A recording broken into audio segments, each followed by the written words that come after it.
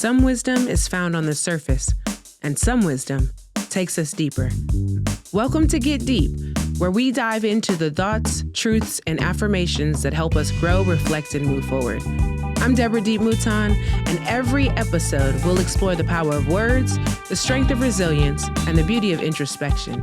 Come in, take a seat, and let's get deep.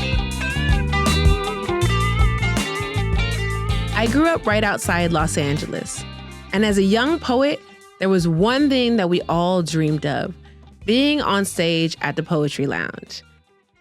There was something magical about that place. It was filled with the nation's best poets. It was a place of inspiration and community, and only the best got to touch that stage.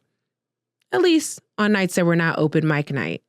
To be a featured presenter at the Poetry Lounge meant that you made it as a poet.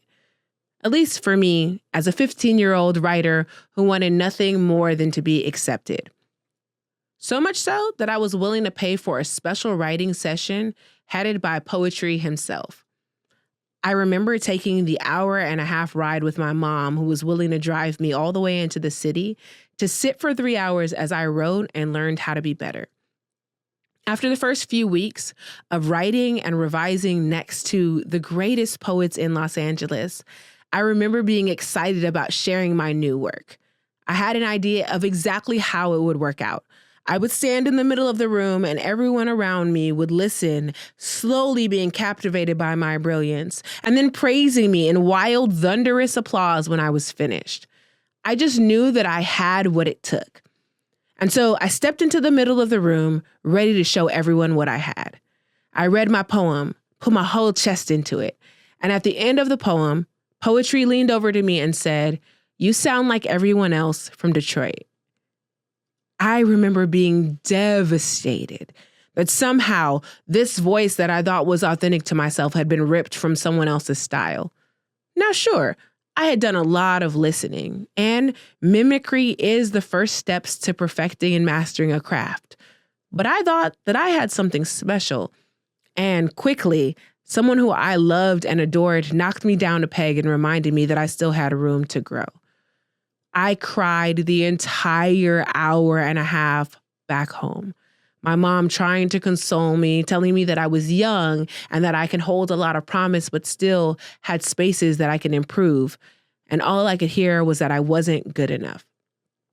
I wasn't sure if I wanted to return the next week. I mean, who wants to go back and be berated amongst a group of people? And somewhere in my head, I even wanted to discount their talent to make myself feel better, but none of that felt real. I had to sit with myself and sit with the truth that I may not be as good as I thought I was. And so the next week when I returned, I decided to be a little quieter, to listen, and try to figure out what was this special thing that I needed to unlock in myself. But no one let me do that. Instead, they made me write, they made me read, they made me come back into the space and told me that even though I was trying and had room to grow, there was still space for me.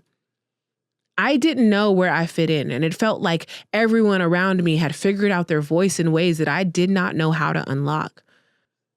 Through that adversity, through being humbled, I realized that it left a wide open field for me to grow, to run, and to figure myself out. Sometimes it's just the pushing through. The beautiful thing about going through something is that there is a promised end to it. You can't stay in the middle. There's an arrival. For every season of sowing, there's a time for harvest and a time for blooming. And just because you're in the ugly stages where your branches may be a little bit more bare, doesn't mean that they're not beautiful flowers coming. But you just have to stay in the sun. Thank you for joining me on this journey today. I hope this moment of reflection stays with you, guides you, and reminds you to keep going. If you found value in this episode, let's keep the conversation going. Follow me on Instagram at Live Life Deep and share your thoughts, your wisdom, and your light. And if you're enjoying the podcast, the best way to support it is simple. Subscribe, rate, and leave a review. Your support helps others find this space of growth and inspiration. This has been a Gemini's production.